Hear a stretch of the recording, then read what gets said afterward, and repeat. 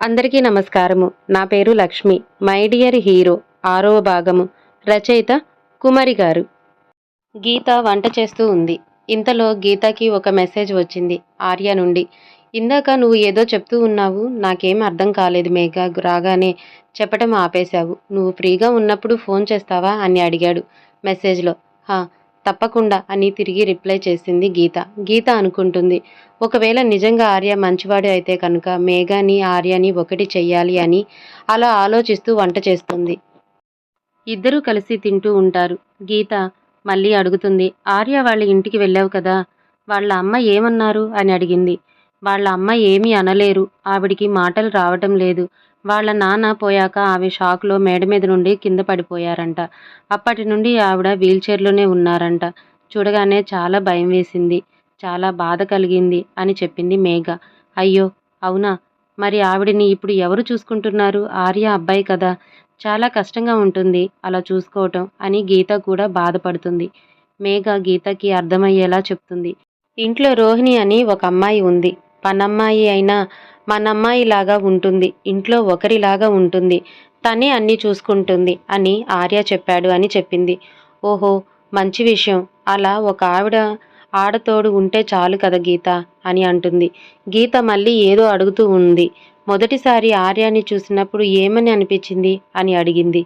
మేఘ దానికి బదులుగా నా రక్తం ఇవ్వాలి అనిపించింది అని చెప్పింది. గీతకి అర్థం కాలేదు. ఏంటే, ఏమంటున్నావు అని అడిగింది. అవును, రక్తం ఇవ్వాలి అనిపించింది, ఇచ్చేశాను అని చెప్పింది. ఎప్పుడు, ఎక్కడా అని అడిగింది గీత.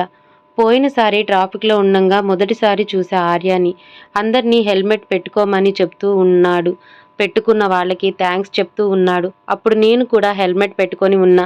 నా దగ్గరికి వచ్చి థ్యాంక్స్ అండి హెల్మెట్ పెట్టుకున్నందుకు అని చెప్పి చెయ్యి ఇచ్చి చెప్తున్నాడు. నేను తనని చెయ్యి ఇవ్వలేదు. నా పక్కన ఉన్న ఒక కాలేజ్ అబ్బాయికి హెల్మెట్ లేదు. అతన్ని అడిగాడు హెల్మెట్ ఎందుకు పెట్టుకోలేదు అని. అన్నా, నా దగ్గర పెట్రోల్కే డబ్బులు లేవు, ఇంకా హెల్మెట్ ఏం కొనుక్కోను అని బాధపడ్డాడు. అప్పుడు ఆర్య అబ్బాయికి నీ పక్కన ఒక షాపు ఉంటే అక్కడికి తీసుకొని వెళ్ళి హెల్మెట్ కొనిచ్చాడు. జేబులో కొన్ని డబ్బులు కూడా పెట్టాడు. వాళ్ళిద్దరూ తిరిగి వస్తున్నప్పుడు ఆర్య ఒక కారుకి అడ్డుగా వెళ్ళాడు. ఎదురుగా ఒక తండ్రి తన కూతుర్ని రోడ్డు దాటిస్తూ ఉన్నాడు. వాళ్ళను కాపాడటానికి ఆర్య కారుకి అడ్డంగా వెళ్ళాడు. కారువాడు కాస్త గట్టిగా కొట్టాడు. ఇంకా అక్కడే ఉన్న కుర్రాడు చుట్టూ ఉన్న వాళ్ళు సాయం అడుగుతూ ఉంటే అప్పుడే నేను వెళ్ళి అంబులెన్స్కి ఫోన్ చేసి ఇద్దరం అతన్ని హాస్పిటల్కి తీసుకొని వెళ్ళాం. అక్కడ ఆర్యకి బ్లడ్ కావాలి అని అడిగితే నా బ్లడ్ ఇచ్చా అని జరిగిన విషయం చెప్పింది. అదే మొదటిసారి నేను ఆర్యని చూడటం. తర్వాత నాకు సాయం చేయటానికి అర్ధరాత్రి అతను అంత రిస్క్ చేయటం, నన్ను ఇంటి దగ్గర జాగ్రత్తగా వదిలిపెట్టడం, ఇప్పుడు ఇదంతా చేయడం, అంతా అలా జరిగిపోయింది అని చెప్తూ ఉంది మేఘ. తినడం అయిపోయింది. ఇంకా పైకి లేస్తూ ఉంది గీత. మేఘాని ఆపి, అందుకేనా నువ్వు రెండోసారి ఆర్యని చూసినప్పుడు అంతా ఆశ్చర్యపోలేదు అని అడిగింది. తెలియని వాళ్ళతో మాట్లాడటానికి కూడా ఇష్టపడిన దాన్ని అతను బైక్ ఎక్కి ఇంటి వరకు సైలెంట్గా వెళ్ళాను అంటే అర్థం కాలేదా నీకు? అతన్ని ఎంత నమ్మి ఉంటాను అని అంటూ తనకి ఆర్య మీద ఉన్న నమ్మకం గురించి గట్టిగా చెప్తుంది. ఇంకంతే, గీతకి అర్థమయ్యింది. వీళ్ళిద్దరూ ఎలా అయినా సరే ఖచ్చితంగా ఒకటవ్వాలి అని అనుకుంది. సరే, నువ్వు వెళ్ళి ఇంక పడుకో అని చెప్పింది గీత. హా, నేను ఎలాగో పడుకుంటా, కానీ నువ్వు ఆ దెయ్యాల సినిమాలు చూసే పని మాత్రం పెట్టుకోకు. నువ్వు సినిమాలు చూసేది తక్కువ, భయపడేది ఎక్కువ. నీ వల్ల నాకు నిద్ర కూడా సరిగా ఉండటం లేదు అని చెప్పి మేఘ తన గదిలోకి వెళ్ళిపోయింది. గీత గిన్నెలన్నీ కడిగేసి తను కూడా వెళ్ళి పడుకుంది. ఉదయం ఇద్దరు లేచి ఇల్లు శుభ్రం చేస్తూ ఉన్నారు. ఇంతలో మేఘకి ఫోన్ వచ్చింది వాళ్ళ మేడం నుండి, ఒకసారి ఆఫీస్కి వచ్చి వెళ్ళమని. ఇంకా కంగారుగా రెడీ అయ్యి మేఘ ఆఫీస్కి వెళ్తుంది.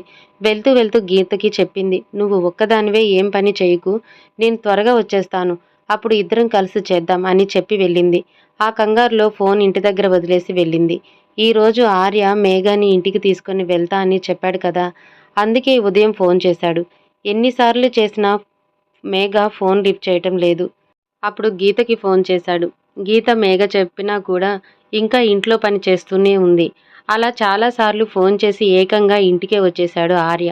ఆర్య వచ్చేసరికి ఇల్లు శుభ్రం చేస్తూ ఉంది కదా గీత, గుమ్మం దగ్గర దుమ్ము దులుపుతూ ఉంది. గీత ఆర్య లోపలికి వచ్చేసరికి ఆర్య కళ్ళల్లో దుమ్ము పడిపోయింది. ఆర్య రావటం చూసి, అయ్యో ఆర్య, నువ్వెప్పుడొచ్చావు? సారీ నిన్ను చూడలేదు. కళ్ళల్లో పడిందా దుమ్ము? ఇదిగో అని నీళ్లు తీసుకొని వచ్చి కళ్ళు శుభ్రం చేసుకో అని చెప్పింది గీత. ఆర్య ఆ నీళ్లు తీసుకొని కళ్ళు శుభ్రం చేసుకున్నాడు. అప్పుడు ఇంకా గీత ఆ పని ఆపి ఆర్యకి కాఫీ పెట్టడానికి వెళ్తుంది. ఇల్లు అసలు చాలా చిరాగ్గా ఉంది ఆర్య.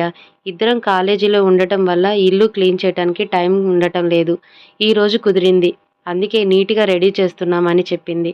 అవును మేఘ ఏది? చాలా సార్లు ఫోన్ చేశాను. లిఫ్ట్ చేయటం లేదు. నీ ఫోన్ ఎక్కడ ఉంది? నీకు కూడా చాలా సార్లు చేశాను అని చెప్పాడు ఆర్య. అయ్యో! అవునా? మేఘకి వాళ్ళ మేడం ఫోన్ చేస్తే ఆఫీస్‌కి వెళ్ళింది. ఫోన్ ఇంట్లో వదిలేసినట్టుంది. నా ఫోన్ సైలెంట్‌లో ఉంది. అందుకే చూడలేదు అని చెప్పింది. అది సరే. నువ్వు ఎక్కడికి వెళ్తున్నావు? అని అడిగాడు. నీకు కాఫీ పెట్టిస్తాను. ఇంతలో మేఘ వస్తుందిగా అని చెప్పింది. కాఫీ ఇప్పుడేం అవసరం లేదు కానీ ముందు ఇలా కూర్చో నీతో కాస్త మాట్లాడాలి అన్నాడు. సరే మాట్లాడు. కాఫీ తాగుతూ మాట్లాడు అని గీత ఆర్య మాట వినకుండా కాఫీ పెడుతూ ఉంది. గీత కాఫీ పెడుతూ ఉండగా ఆర్య మళ్ళీ ఫొటోస్ చూస్తూ ఉన్నాడు. గీత, మేఘ ఇద్దరు ఉన్న ఫొటోస్. అప్పుడు ఆర్య ఆ అనాథాశ్రమం పిల్లలు ఉన్న ఫోటోని తీసి తన చేతిలో ఉంచుకొని చూస్తూ ఉన్నాడు.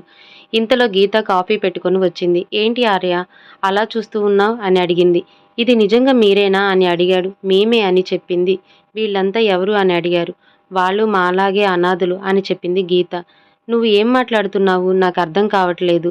మీ ఇద్దరు అనాథులా అని అడిగాడు. ఆ అవును అనాథులం. ఇద్దరం ఆ ఆశ్రమంలోనే పెరిగాం. ఆడపిల్లలం కదా! చిన్న వయసు నుండే ఎన్నో సమస్యల మధ్య పెరిగాం. మేఘ వాళ్ళ అమ్మ, నాన్న తనని కని విడిపోయారు. వాళ్ళ అమ్మ వేరొక పెళ్లి చేసుకొని మేఘ అడ్డుగా ఉంది అని తనని ఆశ్రమంలో వదిలేసి వెళ్ళిపోయింది. ఆ విషయం మేఘకి తెలీదు. అమ్మా, నాన్న లేరు అని మాత్రమే తెలుసు. నా చిన్నప్పుడు అమ్మా, నాన్న పోయారు. చుట్టాలు ఉన్నారు కాను నాకు మిగిలి ఉన్న ప్రతి రూపాయి వాళ్ళు పంచుకొని నన్ను రోడ్డు మీద వదిలేశారు. అప్పుడే ఈ ఆశ్రమం వాళ్ళు నన్ను చూసి ఇక్కడికి చేర్చుకొని నన్ను చదివించారు. అక్కడ ఉన్న ఎంతో మంది మాలాగే చదువుకొని ఇప్పుడు మంచి ఉద్యోగంలో చేరి ఉన్నారు.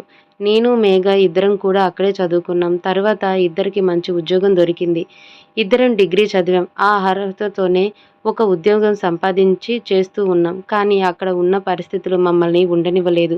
బాస్ మా ఇద్దరిని తప్పుగా చూడటం, ఇద్దరం ఒంటరిగా ఉంటామని తెలిసి చనువు తీసుకొని తప్పుగా మాట్లాడటం అంతా ఏమీ సరిగా ఉండేది కాదు. ఇదంతా మేఘకి నచ్చలేదు. అప్పుడే ఆశ్రమం నుండి బయటికి వచ్చేసింది. ఇంకా అలా జరిగింది అని చెప్పి వాళ్ళవి బయట పెట్టి అంతా చేయటం ఎందుకు అని ఇద్దరం ఇలా బయట ఈ ఇంట్లో అద్దెకు ఉంటున్నాం. ఇంటి ఓనర్ ఆంటీ చాలా మంచివారు. అంకుల్, ఆంటీ ఇద్దరు చాలా పెద్దవారు. వాళ్ళతో మాట్లాడుతూ సమయం తెలీదు. ఇంకా ఒక డిగ్రీతో ఏం చేయలేం కదా! అందుకే ఇకపై చదువుతూ మంచి ఉద్యోగం చెయ్యాలి అని ఇలా చదువుతూ ఉన్నాము. ఇద్దరికీ స్కాలర్‌షిప్ వస్తుంది. దాంట్లోనే అంతా గడుస్తుంది. మేఘ రోజు కాలేజ్‌కి వెళ్తుంది. నేను ఎగ్జామ్స్‌కి మాత్రం వెళ్తూ ఉంటాను. మిగతా టైంలో డిజైనింగ్ చేస్తూ ఉంటాను. ఆ డబ్బుతో ఇల్లు గడుస్తూ ఉంటుంది. అంతే. ఇదిగో మేఘకి మంచి ఉద్యోగం వస్తే ఇద్దరికి ఇంకా ఏ భయం ఉండదు అని వాళ్ళ గురించి చెప్తూ ఉంది గీత.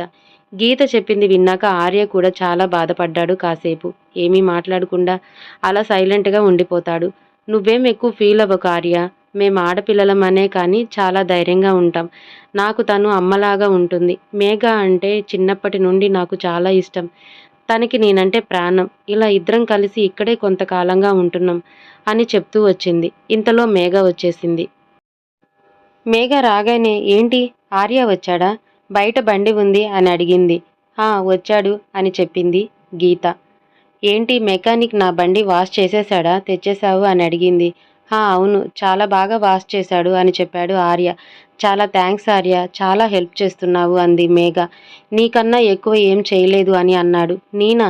నేనేం హెల్ప్ చేశాను అని అడిగింది. నాకు బ్లడ్ ఇచ్చావు కదా అన్నాడు ఆర్య. బ్లడ్ ఇచ్చానా? ఏంటి నేను నీకు బ్లడ్ ఇచ్చిన విషయం నీకు తెలుసా అని అడిగింది. తెలుసు. ఆ రోజే నేను హెల్మెట్ ఇచ్చిన కుర్రాడు చెప్పాడు. బ్లడ్ ఇచ్చి వెళ్ళిపోకుండా మళ్ళీ వచ్చి నాకు తినటానికి ఫ్రూట్స్ తెచ్చావు కదా, అప్పుడు చూపించాడు అని చెప్పాడు. ఓహో, అయితే నీకు నేను ముందే తెలుసా అని అడిగింది. అవును. అందుకే మొన్న రోడ్డు మీద వర్షంలో నువ్వు ఇబ్బంది పడుతూ ఉంటే వచ్చా. నీతోనే ఉన్నా అన్నాడు. అదంతా వింటూ గీత మళ్ళీ మనసులో అనుకుంటూ ఉంది. ఇద్దరినీ కలపాలనే కాలం ఇదంతా చేస్తుంది. ఆ దేవుడి దయ వల్ల ఇద్దరూ ఇలాగే ఒకటైపోతే చాలు అని మళ్ళీ ఆనందంతో కన్నీళ్లు పెట్టుకుంటుంది. ఇద్దరూ ఒకరిని ఒకరు చూస్తూ ఉండిపోతారు. ఇంతలో ఆర్యకి రోహిణి ఫోన్ చేస్తుంది. బాబు, ఇక్కడ అమ్మ మీకోసం ఎదురు చూస్తూ ఉంది, వస్తున్నారా అని అడుగుతుంది. ఇదిగో బయలుదేరితున్నాం, ఇంకా కాసేపు అని చెప్పి ఫోన్ పెట్టేసి మేఘ నీ రెడీ అవ్వమని చెప్పాడు. మేఘ మర్చిపోయి ఎక్కడికి అని అడిగింది. ఏంటి మర్చిపోయావా? ఈరోజు ఇంటికి తీసుకొని వెళ్తా అని చెప్పా కదా అన్నాడు. ఓహో సారీ ఆర్య, నాకు గుర్తులేదు. ఇదిగో ఇప్పుడే వెళ్తా అని మేఘ వెళ్ళి రెడీ అవుతుంది. గీతని పిలిచి గీత కాసేపు నువ్వు కదలకుండా అలాగే ఉండు అని గీతకి సోఫాలో కూర్చోబెట్టి ఆర్య ఇల్లు శుభ్రం చేస్తూ ఉన్నాడు. గీత ఎంత ఆపినా ఆగడు, చేస్తూనే ఉన్నాడు. మేఘ రెడీ అయ్యి బయటికి వచ్చేలోపు చాలా వేగంగా ఆర్య ఇల్లంతా శుభ్రం చేసి పెట్టేస్తాడు. అంతా అయ్యాక గీతని పైకి లేవమని చెప్తాడు ఆర్య.